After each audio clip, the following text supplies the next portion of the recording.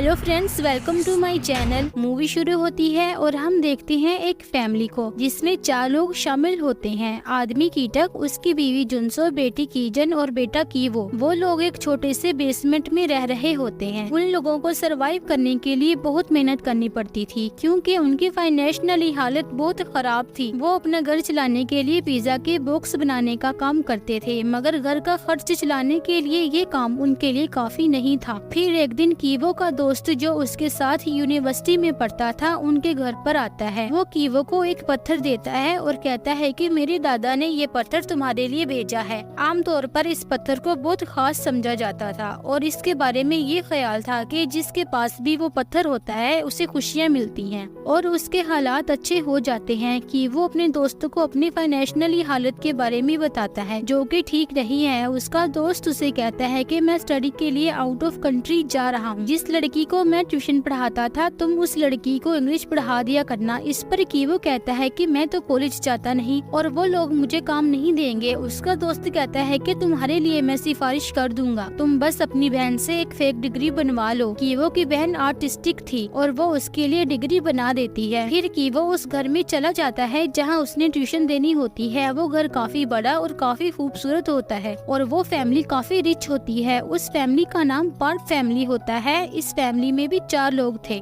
Husband, wife और उनके 2 बच्चे, एक बेटा और एक बेटी। बेटी का नाम दाहाई होता है जिसे ट्यूशन पढ़ाना होता है। वहाँ पर एक मेड भी होती है जो काफी अरसे से वहाँ पर काम कर रही थी। कि वो एक डेमो क्लास देता है जिसमें दाहाई की मदर भी उसके साथ बैठ जाती है और वो कीवो से सेटिस्फाइड हो जाती है और उसे काम दे देते हैं। फिर कीवो को पता चलता है कि उस लड़की के छोटे भाई दा सॉन्ग को पेंटिंग का बहुत शौक है। इस मकसद के लिए उन्होंने बहुत सी टीचर्स को हायर किया था लेकिन कोई भी परमानेंट नहीं रुकी। कि वो सोचता है कि मेरी बहन आर्टिस्टिक है तो मैं उसे ही पेंटिंग टीचर बना देता हूँ। फिर वो दा सॉन्ग की मदर से बात करता है कि मेरी एक कजन है जो आर्टिस्टिक है, आप उसको हायर कर लें। दा सॉन्ग की मदर ये सुनकर राजी हो जाती है और अगले दिन की वो अपनी बहन को जेसिका नाम की लड़की बनाकर इंट्रोड्यूस करवाता है। असली नाम इसलिए नहीं बताता ताकि किसी को शक न हो कि वो दोनों बहन भाई हैं और कीजन जेसिका बन के इस बच्ची की आर्ट टीचर बन जाती है। अब ये दोनों बहन भाई इन दोनों बहन भाई के टीचर्स बन के काम करने लगते हैं और जब कीजन की पहली क्लास होती है तो उस घर के मालिक यानी दा सॉन्ग के फादर भी वहाँ पर पहुँच जाते हैं और अपने ड्राइवर को कहते हैं कि वो जेसिका को घर छोड़ आए क्योंकि काफी देर हो चुकी होती है। जेसिका ड्राइवर को कहती है कि आप मुझे मेट्रो स्टेशन पर ही ड्रॉप कर दीजिएगा और ड्राइवर उसे वहीं ड्रॉप कर देता है। और जेसिका जब गाड़ी में बैठी होती है तो वो जानबूझकर अपनी पेंटिस गाड़ी में छोड़ देती है। वो ऐसा इसलिए करती है ताकि उनकी ओनर को शक हो जाए कि उनका ड्राइवर सही नहीं है और जब उनकी ओनर को वो पेंटिस मिलती हैं उन्हें शक हो जाता है कि हमारे ड्राइवर और हमारे बेटे की आर्ट टीचर के दरमियान कुछ चल रहा है और वो अपनी बीवी से डिस्कस करता है। फिर उसकी बीवी जेसिका से उस रात के बारे में पूछती है जब ड्राइवर ने उसे ड्रॉप किया था, जिस पर वो कहती है कि मैं घर की बजाय मेट्रो स्टेशन पे उतर गई थी, जिस पर घर की ओनर उससे सेटिस्फाइड हो जाती है और वो जेसिका को जानने का कहती है और उसके बाद वो ड्राइवर को नौकरी से निकाल देती है। जेसिका ने ये सब कुछ इसलिए किया होता है कि वो ड्राइवर की जगह अपने फादर को लाना चाहती थी। फिर वो उन लोगों को सजेस्ट करती है कि मेरे फादर के भाई के ड्राइवर हैं जो काफी अच्छे ड्राइवर हैं, आप उन्हें रख लें। और फिर वो अपने फादर को भाई के फादर का ड्राइवर कह के इंट्रोड्यूस करवाती है। उसके फादर को भी नौकरी मिल जाती है और वो तीनों बाप, बेटी और बेटा वहाँ पर नौकरी करना शुरू कर देते हैं। वो लोग बहुत अनजान बन के काम कर रहे होते हैं ताकि उनके ओनर को शक न हो कि वो दोनों बहन भाई और वो उनके फादर हैं।